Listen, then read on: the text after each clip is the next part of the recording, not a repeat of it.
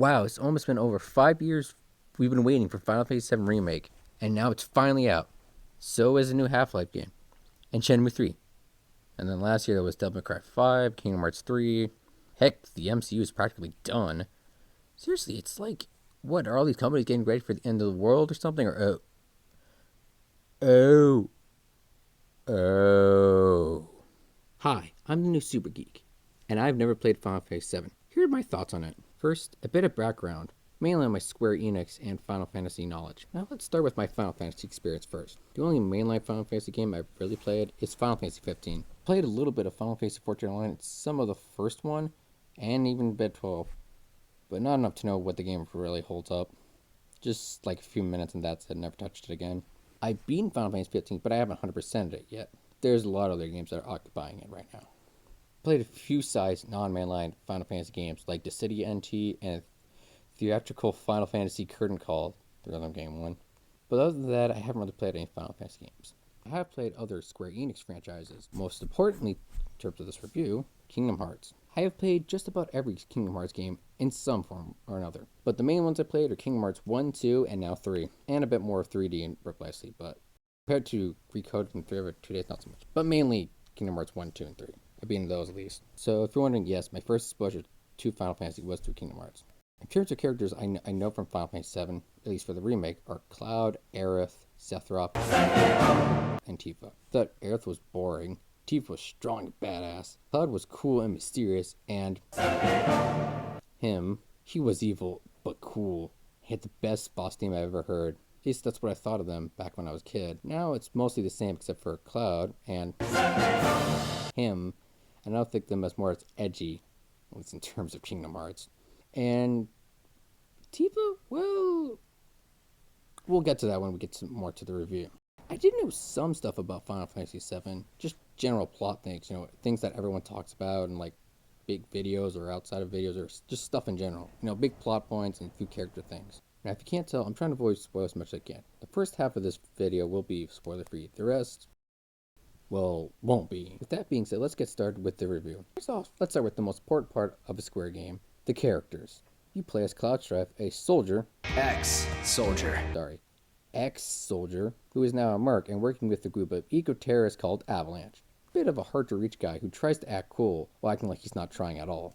Next is the rest of the party members, Barrett, Tifa, and Aerith. Barrett, he's a bit of a hard-ass. Tifa is the sweet but tough girl next door. And finally is Aerith, the sweetest girl that can kick your ass. Not to give too much away, but all the playable characters go through an arc and you learn more about them as the game progresses. I love how the game goes through their arcs very well and does it at a great pace as well. Plus, I really do like the voice acting from these characters, and that goes for just everyone else in the cast. It's not Oscar-winning acting, but I think everyone fits their role perfectly, even some of the side characters. Speaking of side characters, a lot of them from the original game get a lot more time to shine. At least that's what I think or heard of from the original, like I said, tablet. Cloud gets a lot more time to interact with the other members of Avalanche, that being Biggs, Wedge, and Jesse. Okay, real talk side note. Why is Biggs the one opening the door and Wedge the fat one? Why isn't it the other way around? It's just a minor complaint, but wouldn't it make more sense? It's at the point that it doesn't make more sense. I just don't. Whatever. I really do enjoy all these side characters and what you get to do with them. But before we talk about anything that could be spoiler territory, let's talk about the gameplay. The most important part of any video game. I know a lot of people were concerned that they heard that FF7 Remake was going to have more action combat because they thought it was going to be like Kingdom Hearts. As someone who's played a lot of Kingdom Hearts, I can tell you, it's only a little bit like Kingdom Hearts. The best way I can describe it is a combat mashup of Kingdom Hearts and Final Fantasy 15, with a bit of its own original thing sprinkled in there, for good measure. The gameplay on its own, I would say, is definitely action and turn-based at kind of at the same time. So basically, when I want to do something like a spell or item that isn't like attacking or moving around, the game slows down so you can pull up your menu to use it. Kind of like how items were used in 15, if you're familiar with that. You have shortcut commands similar to Kingdom Hearts, but I didn't really use them. I actually preferred to slow it down. Unlike when I play Kingdom Hearts where I almost always use the commands selection. One thing I also like about the gameplay is every character plays a lot differently. If you played the demo, the free one on PlayStation, you know what I'm talking about. But that was only a taste. The other party members play amazing and hugely different. Another gameplay thing I like is the exploration. I like how you can just explore around each little map or section and find like little potions or ethers or heck, even some equipment too. Just about every chapter lets you explore Midgar, and they even give you side quests or even some minigames. The side quests are your standard stuff you find in RPG, but I do remember them more than other games I played with similar side quests, even if they are as boring as finding someone's lost kittens. But compared to a game like Far Cry, or heck, even a great one like Ghost of Tsushima, I can remember mostly or all of them compared to those when they just kind of bleed into each other.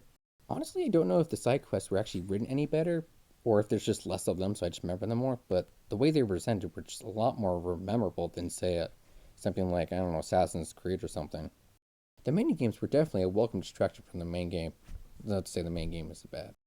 However, even the easy ones give you a good reward if you try for a high score. Good luck trying to do the later ones, though. Sheesh. If I had to say something bad about the game, it's that when you're running, it's really hard to do anything, like any action-wise, like talk to someone or anything. Also, I found it a bit hard to do some side quests. Not a lot, like maybe like 2 or 3. But still was a bit annoying, have to look it up on the internet or someplace. Mind you, these are just minor complaints. Now all there's left to talk about is the world and the plot. First, the world of FF7, or more specifically, the city, Midgar. Now think of Oliver's story about one section being the really poor one and the rich being the other one. And the rich are getting rich off of the poor people's work, and the rich people are from the evil corporation, etc., etc. We've heard the story a bunch of times, like in Hunger Games, Running Man, Real Life, Killer Instinct. The list goes on. But this world feels better than the others. I don't know if it's because it was made at a time when the idea was a little bit more new, or the fact that the game covers it in a lot more details.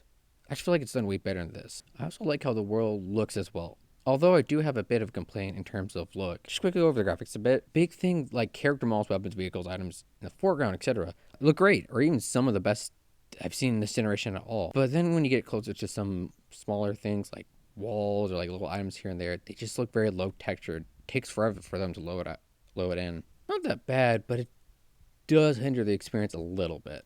Now back to Midgar. I like how the city looks like this sci-fi meets steampunk with a bit of fantasy in the way too. Also, the technology is a bit confusing to me. Like they have this advanced train, but there's 50s era cars. Like they have these high-tech scanners, but old record players. Also, what is with the modern phones? Last time I checked, Cloud has a Panasonic Foma P90IV. Yes, that's what it's called. I looked it up. And I'm not mistaken, it appears in the movie Having Children, which, according to the timeline, happens several years from the main game. Like this kind of happened in 15 as well, and was a bit weird and out of place with 50s looking style cars, but your car looked more modern, and then you have modern cell phones, but you have but everything's like more like diners 50s style. Same as the other complaints, these are just minor in the grand scheme of things, but I still feel like I should bring them up. And now, finally, to the plot. I'll try my best to avoid spoilers, but I make no promises. Sorry in advance if you get spoiled a bit.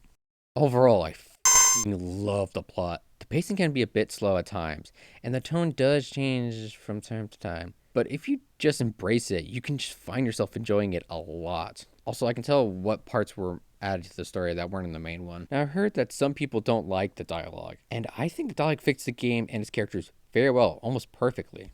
One last thing I want to cover is the music. The music is beyond amazing. I would dare say it's Square Enix's best work to date. Every song feels bigger than life and not only fits the scene perfectly, but enhances it tenfold.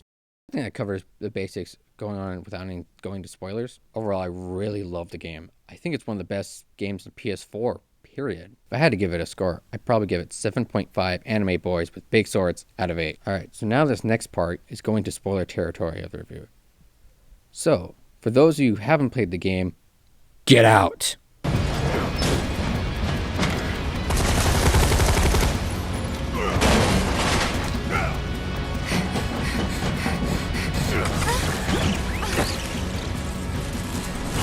All the guys are gone? You're all gone? Okay, good. Oh my god, the fight with Rufus and Shinra was so cool. It was like so awesome, but also so hard. We fought, and you had to fight Genova halfway through. The music started playing like the old theme as well, and then they combined it with the new tracks, and it was just that part, or the part where like Cloud comes in with the motorcycle, then the music plays like an awesome version of the main theme, whatever. Or how about when you fight the Airbuster, and then you start split up, but then he goes in the air, then you just keep swinging. How the fight music in the fight is so cool. Like it's dynamic fight music here. Or before you fight, you can make it like weak beforehand. You take like the bombs out, whatever, shield stuff, field. field, but you get to choose which one it is. You can go back and forth and just, oh. Sorry about that.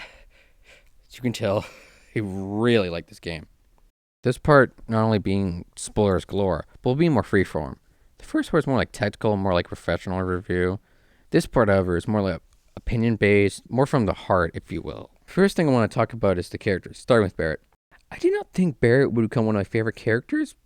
Lo and behold, he is. It reminds me a bit something like a mixture of Coltrane and Reinhardt, if that makes any sense. I don't know what type of character it is, but I want more of them, please. Maybe also a little cyborg. I don't know, like the hype up kind of African American kind of character, if you will. It's got a ton of energy with him. I love those kind of characters. So please, more of that. One character I thought I would like, because everyone was saying she was great, was Tifa. And to be honest, I don't like her. I don't dislike her, but I just think she's okay. She keeps worrying about stuff all the time and gets mopey way too often. She also keeps thinking that we did this, which is further from the truth. I like Aerith much more than I thought I would. Also, I did not expect her to curse. In fact, I was a bit caught off guard when hearing cursing in game. Of course, I got used to it pretty quickly. Also, Red 13 is pretty cool.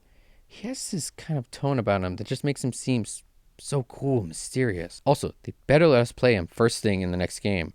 One thing I do like is how the sectors are very different from each other in terms of like feeling and such. I love the contrast you get with the upper plate and the slums. And don't even get me started on Shinra HQ's look.